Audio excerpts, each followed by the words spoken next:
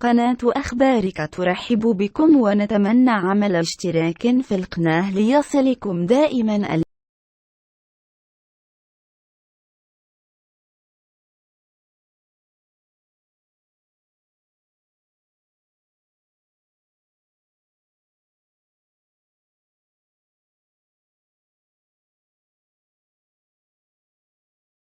متابعة منا لحلقة البرنامج المثير للجدل قصة ثانية التي عرضتها القناة الثانية أمس.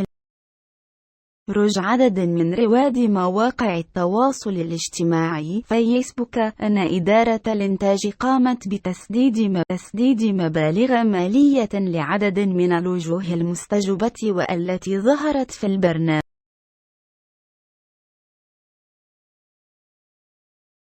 وأشار عدد من الفيسبوكيين المغاربة أن الشركة المنتجة للوثائقي والتي تعود ملكيتها لام نبيل عيوش قامت بتعويض المستجوبين الذين تم اختيارهم بعناية من أجل إنجاح الحلقة وتوجيه المتلقي وبعث رسائل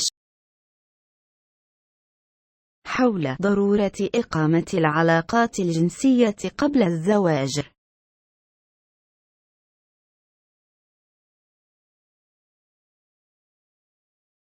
وعبر اشتاء عن أسفهم الشديد في فخ اللامهنية الذي وقعت فيه القناة من خلال عرض برنامج لم يحترم المعايير المهنية في الجنس الصحفي المعروف بميكروتروتوار، والذي ينبني على اختيار عينة عشوائي يبني على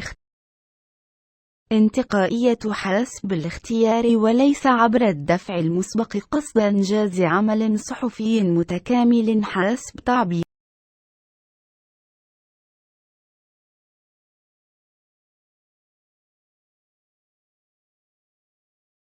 قناة أخبارك ترحب بكم ونتمنى عمل اشتراك في القناة ليصلكم دائما